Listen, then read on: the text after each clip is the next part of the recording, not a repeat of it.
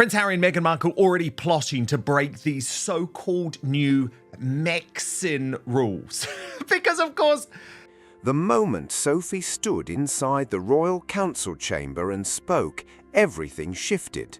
Charles walked in expecting order, silence, and loyalty. Harry believed his presence would win sympathy. Instead, the meeting took a dramatic turn. Sophie challenged Harry in front of the entire royal council over his private request for limited royal protections, and Charles quickly lost control of the room. Before we get into what this could mean for the royal family, subscribe so you don't miss the latest updates. Charles believed the issue could still be handled quietly, with a careful compromise that protected the crown while preserving what remained of his relationship with Harry. But Harry's request for limited security, access to selected royal spaces, and ceremonial recognition divided the room. Charles saw compassion, William saw risk, Edward saw pressure, Sophie saw betrayal. He could have easily come into this country. If Harry can arrive in China and no one knows, if Harry can get all the way to Ukraine and no one knew, if Meghan can get to Paris, no one knew, then he could have easily come into this country. There are countless trips that those two have done between them to different countries, even different states in America. Harry sat tense but defiant, looking like a man who had already prepared every answer. He believed the family owed him one last act of support after years apart, proof that family still mattered despite everything. Sophie watched him carefully, and her calm only made the room feel colder. She wasn't persuaded.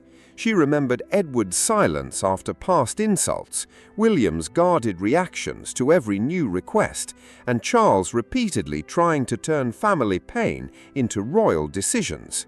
When Harry spoke about dignity, she heard entitlement. When he spoke about safety, she heard the results of past choices being presented as necessity. he wants us, you, me, Yep. Tash, as British taxpayers, to pay for his security. If he is in Nigeria, if he is in Colombia, if he does Yep. join Meghan Markle in Chicago, that is a massive security bill that he cannot afford. Sophie stood and faced Harry directly. She asked why trust should be restored after it had been damaged so many times. Harry's confidence quickly faded into anger, then shock, and finally embarrassment.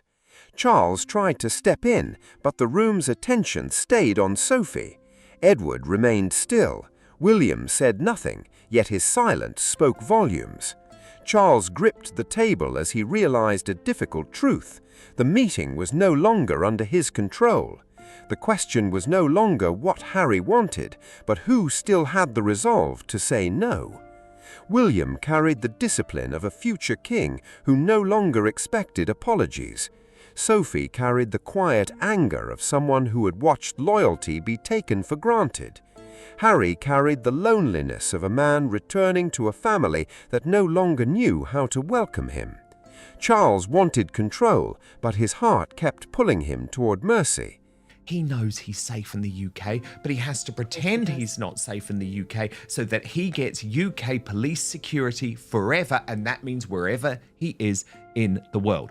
The Royal Council, a private group that advises on major family and monarchy matters, was meant to help the king settle the issue with dignity.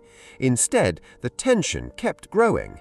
Harry was not simply asking for a warm family welcome. He wanted recognition within the royal system, including limited protections and public signs that he still had a place close to the crown.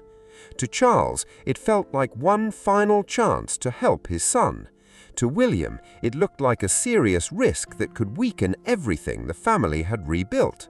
He viewed the situation as a future king, knowing every decision could send a powerful message because the public remembered past interviews, disputes, and broken trust. Harry wanted someone to say he still belonged. He hoped Charles would stand by him in front of everyone. But as the room grew colder, he realized the family was focused on protecting itself. Sophie thought about Edward's years of quiet service and loyalty without expecting praise. That was why she chose to challenge Harry, not for attention, but because duty came first. She challenged Harry because his request placed pressure on everyone who had stayed loyal while he stepped away. Edward lowered his eyes, not out of weakness, but because her words reflected feelings he had never spoken. Camilla looked at Charles as Sophie's voice grew firmer. The Queen Consort could see the king's careful plan falling apart, and Charles knew it too. Reports are emerging that a rift is widening amid growing tension between Prince Harry and King Charles. Harry turned to his father and quietly asked if the king had allowed this public embarrassment. William stayed still, Edward remained silent, Camilla didn't step in, and Sophie refused to take back a single word. But her confrontation did not begin in that meeting. It started at a private Windsor family dinner away from cameras, where Harry made a remark about Edward's loyalty that Sophie never forgot. From that moment, she no longer saw him as someone simply carrying old hurt. She saw someone acting recklessly. Charles had hoped that quiet family dinner would ease the tension before the Royal Council met. Instead, the unresolved feelings followed everyone into the chamber, making the confrontation almost impossible to avoid. One sentence changed everything. Harry dismissed Edward's years of service as nothing more than safe obedience, and the comment hit harder than he expected. Edward didn't argue, he simply fell silent, and that silence said more than words ever could. Sophie watched him lower his eyes, choosing dignity instead of defending himself. Is ever intended to hurt my family, but it does give a full picture of the situation as we were growing up, and also squashes this idea that somehow my wife was the one that destroyed the relationship between these two brothers. Charles quickly tried to smooth things over, saying Harry didn't mean it that way. But Sophie believed the remark revealed something deeper. In her view, Harry had mistaken restraint for weakness and loyalty for fear. Edward's quiet service had helped keep the family steady through difficult years, and she refused to overlook that. Harry assumed the comment would stay behind closed doors. Instead, Sophie carried it with her long after the dinner ended. Standing alone in the corridor, she slowly removed her gloves, her disappointment turning into firm resolve. Later, William learned about the remark through a private account shared by a senior household aide. He immediately warned Charles that the Royal Council could not become another attempt to solve everything through emotion. Charles listened, but he still believed he could protect his son, calm Sophie, and keep the meeting under control. He would soon discover it wasn't that simple. He was wrong. When the council doors opened, Charles realized that old pain doesn't disappear just because a king hopes it will. The confrontation didn't begin with raised voices, it began with silence. Sophie waited until Harry finished speaking, until Charles looked down, and until the room expected another calm royal pause. Then she stood. The scrape of her chair echoed through the chamber like a warning. Harry looked at her, expecting understanding. Instead, she said what no one else had been willing to say. Harry presented his request calmly, but the strain showed. He asked for limited ceremonial protection and access to selected royal events, hoping to regain a small public role without returning as a full working royal. To him, it wasn't simply a request, it was a chance to show the world he still had a place connected to the crown. Charles understood that and viewed it as an act of compassion. Sophie saw it differently. She asked why the monarchy should restore privileges to someone who had repeatedly damaged trust and then expected it to be rebuilt. Her calm voice made the question even more powerful. Harry leaned forward, clearly upset, and accused her of speaking from resentment instead of duty. Sophie didn't back down. She had seen Edward serve without praise and William carry enormous responsibility without complaint, and those memories shaped her response. Sophie had watched Charles turn family guilt into royal compromise time and again. This time she refused to let emotion be presented as justice. William said nothing, yet his silence spoke louder than anyone else in the room. He looked at Harry with the distance of a man who had already weighed the consequences. His silence gave Sophie's words even more impact, because everyone could see the future king was not stepping in to defend his brother. Harry felt it too. His anger turned into something more personal. He wanted Charles to stop the confrontation and remind everyone he was still a son, not only a source of conflict. Charles finally raised his hand, trying to end the exchange, but it was too late. No one stepped in to calm Sophie, and no one rushed to support Harry. In that long pause, Charles realized his authority was slipping inside his own council. Sophie stayed standing, William stayed silent, Harry remained visibly hurt. Although Charles still wore the crown, the room was no longer waiting for his decision. All eyes had shifted toward William, waiting to see how the future king would respond. William became the quiet center of attention before he said a single word. He understood Harry's request was about more than one person returning. It was about whether the monarchy could protect its own boundaries after years of public tension. Every royal decision sent a message, and that message could either build trust or weaken it. Charles still had the final authority as king, but his hesitation revealed how divided he felt. He wanted to be both father and monarch, and everyone in the room could sense the struggle. Sophie had forced the question no one wanted to ask. Was Harry's request fair? Was it justified? Was it the right decision? Harry watched uncertainty spread across the council and realized the support he expected was fading. Instead of looking to Charles, many eyes turned toward William, waiting to see where the future king stood. Camilla also saw the risk, worrying that too much compassion without clear limits could make the monarchy appear uncertain. Charles picked up a prepared plan offering Harry limited protection and access to selected royal events, hoping it could still bring the meeting under control. The king read the note, then quietly set it aside without signing it. That single move told everyone the compromise was fading. William finally spoke, calm and measured. He said the monarchy could not overlook broken trust simply because the situation had become painful. He never raised his voice, but Harry looked deeply shaken. Sophie remained silent, knowing William had reinforced the point she had made. Charles called for a private pause, hoping to regain control, but the room stayed tense. The plan was slipping away, and Harry began to realize that family pain would not automatically bring family support. Harry had entered the meeting believing one final door was still open. Now he could feel it slowly closing. More than the council's resistance, what unsettled him most was seeing that Charles could no longer shield him from the family's growing exhaustion. A decision was beginning to take shape. Any return of limited royal protections would require strict conditions, clear rules, and accountability. Charles understood what that would signal, and the weight of it left him looking devastated. What he hoped would be an act of mercy now felt like a painful personal defeat. Instead, mercy now seemed risky. Sophie felt no victory as support for Harry's request faded.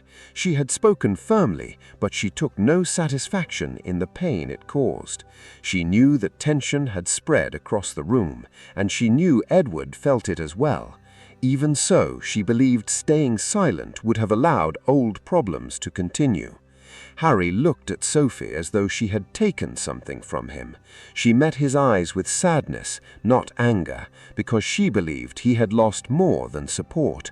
He had lost the expectation that his actions would always be overlooked. Harry slowly stood, straightened his jacket, and asked if anyone in the room still saw him as family. That question hit harder than any argument. Charles looked at his son, overwhelmed with emotion. William gave no reply. His silence reflected someone who believed too many chances had already been given. Sophie remained still. Edward finally looked up, visibly emotional, but he didn't answer either. Harry's anger faded into quiet disappointment. Charles stepped away from the table and followed his son into a private room. As the door closed behind them, father and son were left to face a family wound no council decision could truly resolve. Away from the council table, the tension became quieter, but even more painful. Charles and Harry stood alone in a private room, away from titles and ceremony. For a few moments, they were simply father and son, facing the reality that love had survived, but trust had not. Charles finally admitted what he had avoided saying in front of the council. He wanted to help Harry and hoped there was still a path forward, but he explained that the monarchy, built on duty, public trust and responsibility, could not ignore years of damaged relationships simply because the situation had become deeply personal. Harry said he had expected resistance from William. He was prepared for his brother's silence and firm position. What he hadn't expected was Sophie's response. She hadn't spoken like an enemy. She spoke like someone who had seen too much and could no longer stay silent. Harry admitted her words made him feel judged by the entire family. Charles listened with visible sadness. He rested a hand on the back of a chair, close enough to comfort his son, yet never taking that final step. That quiet distance revealed more than words ever could. Charles had spent years trying to repair family bonds with gentle words, delayed decisions, and quiet sympathy. Now he realized leadership demanded something tougher. He could no longer let love become a reason to avoid consequences or expect the monarchy to bend whenever family pain grew too great. Harry felt abandoned, but he also began to understand that returning could not erase everything that had happened. It could not mean asking everyone else to forget the past. Charles noticed that change, yet it did nothing to ease the sadness. When the king returned to the council chamber, his tone was different. He announced that no proposal would move forward without complete trust. William recognized the final decision. Sophie lowered her eyes, while Harry remained behind the closed door, left to face the outcome. By the next morning, reports of the meeting had spread far beyond the palace. What had been a private dispute became a national story about loyalty, responsibility, and difficult choices. Headlines focused on Sophie's firm stand, Harry's reaction, and Charles's struggle to hold the room together. Palace officials tried to manage the public message, but events had already taken on a life of their own. The meeting quickly became more than one family dispute. People began to ask whether the king had lost authority within his own family. Sophie saw the public praise, but felt no sense of victory. She had spoken because she believed staying silent had become too costly. Outside Buckingham Palace, small crowds gathered. Some supported Harry as a son who deserved compassion, while others praised Sophie for saying what many believed had gone unsaid for years. The reaction showed the country was as divided as the palace itself. Camilla watched the news in silence as commentators suggested William's generation was taking a stronger role in shaping the monarchy. She understood why that message would be painful for Charles, making his careful restraint look like weakness. Charles realized he was trapped. If he defended Harry, he risked appearing too lenient. If he accepted the council's direction, he risked looking sidelined. William took no satisfaction in the attention, knowing public approval could never erase private pain. Yet one message was clear: the meeting had changed everything. Harry represented a return that would not be easily accepted, while Sophie became the symbol of drawing a firm line. When the noise finally faded, one truth remained. Sophie's confrontation was never about cruelty, it was about limits. She didn't try to destroy Harry. She forced the monarchy to face the idea that personal pain could not erase consequences. Charles never stopped loving his son, but he accepted that love alone could not guide the crown. Harry didn't just lose his request, he lost the belief that he could return without rebuilding trust. For those in the room, loyalty had become more important than family ties when making royal decisions. Charles also realized that avoiding difficult choices was no longer a way to lead. The monarchy could survive painful moments, but not endless denial. Charles left emotionally shaken, knowing he had allowed the decision to stand despite the personal cost. Harry came away with the painful realization that belonging could not be restored through memories, titles, or guilt alone. Sophie understood that better than anyone. She became the strongest voice for duty and service, not because she wanted influence, but because she believed some truths could no longer remain unspoken. Charles sat alone after the council, holding the unsigned compromise note. What had once seemed like mercy now looked like a decision that could have weakened the crown. After a long pause, he quietly placed the paper into a drawer. That simple act brought the day to a close. For the first time, Charles chose not to let emotion outweigh responsibility. Later, William found Sophie and quietly told her that her words had helped prevent another uncertain compromise.